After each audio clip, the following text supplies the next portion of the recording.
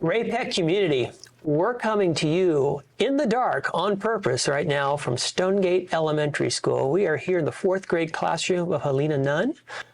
Helena, welcome to the program.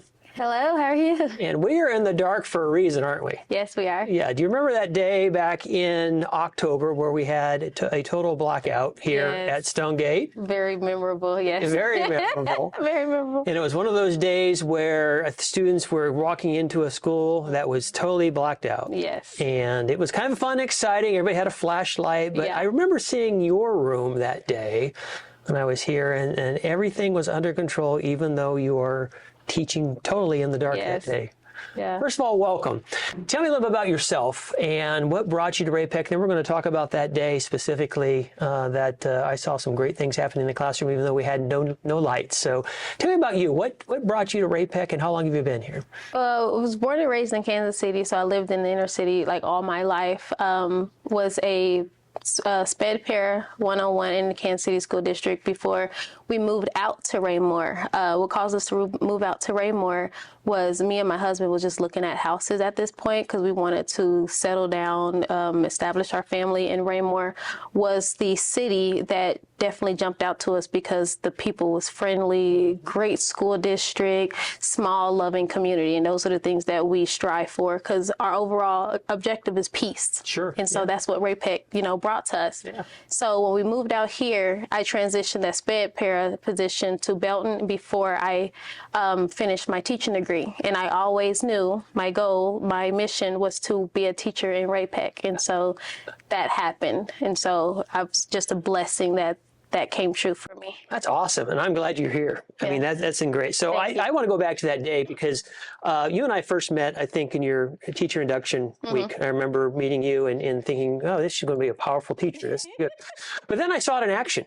That day when we didn't have any lights here at Stonegate, I think I said earlier it was October. I actually think it was November. It was the exact same day as the Thanksgiving dinner that we had. Yes, it was. Yeah. Oh my gosh, I forgot about that. It was the Thanksgiving dinner. Yeah. There's a lot of circus under the tent that day. Yes, it was, yeah. Kids were excited about that, but your classroom was awesomely under control, and you were 2 minutes in, 3 minutes in when I peeked inside, make sure everything was okay.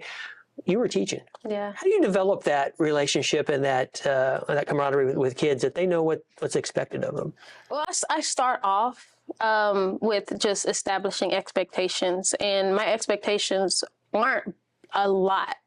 I just build off of respect. If you can respect each other, like I'm not even putting me in this equation, we have to respect each other in here first. Yeah. And then that will show me that you're respecting me. And so just building that from day one, first day of school, and to lead into that point. So they already knew that there was a system. They already knew that there was a schedule that we followed regardless of what distractions happened. And so what happened that day, it was pitch black. Yeah. And they still had to do their morning work instead of just doing something like fun and doodling because they couldn't see. Well, I have a class bucket of flashlights. You can still do your morning work with your flashlights. And so that's what happened. They didn't miss a beat. And I was so proud of them because I was thinking, hey, well, I can see everybody have a little flashlight, like their tag, and that didn't happen. So you should be proud of them because I remember coming back to AFC and saying she even had flashlights for everybody. Yeah. It was like she was prepared for this. It was pretty awesome. What do you like most about teaching? I mean, tell me a little bit about that because you are relatively new to the profession. So tell me a little bit about what you've learned and some of the things you like most. I love the connections and seeing the individual personalities of each student. It doesn't matter how long you've been in, every student is different. And you see that regardless if they're siblings, if you had a sibling prior, each one is different. And I love seeing that. I love seeing how they collaborate with each other. Just working even with other teachers, especially when you have a strong support system. And that's one thing I love about Stonegate is it feels like family here. That's awesome. And I honestly can say I wake up every morning wanting to come here because I get to see my family, my work family. I get to see my work kids. Like I treat them like I would treat my own daughter. And they feel that even when I'm hard on them and I'm strict on them, they know it comes out of love.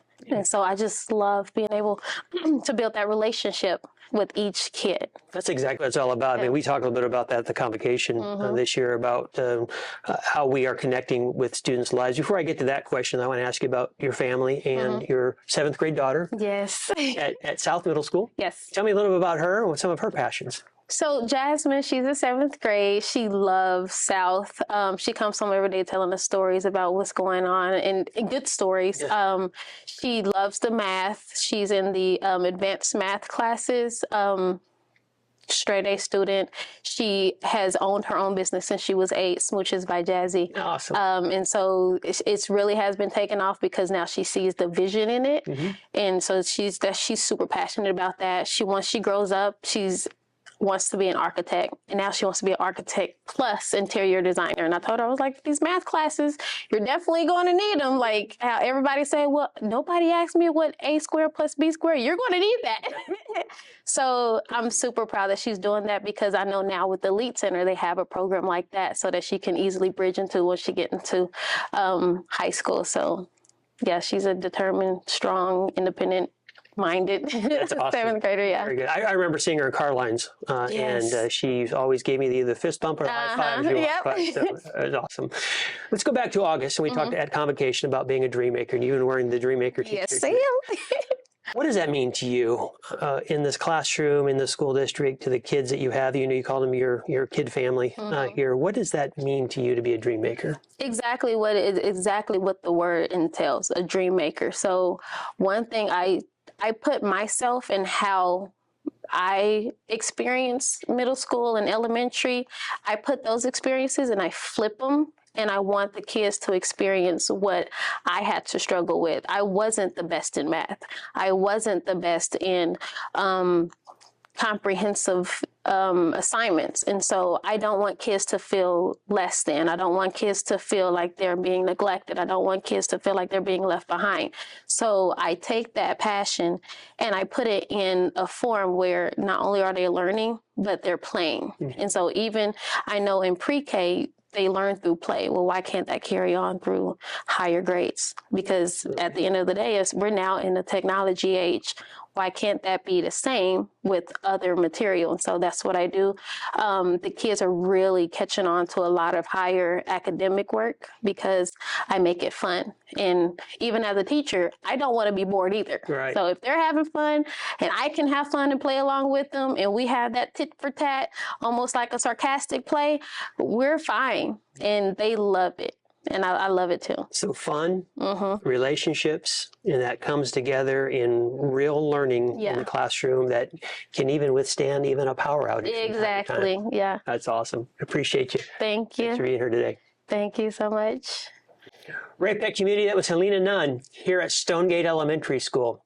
We'll be back next time with another special guest. Until then, keep smiling and we'll see you soon.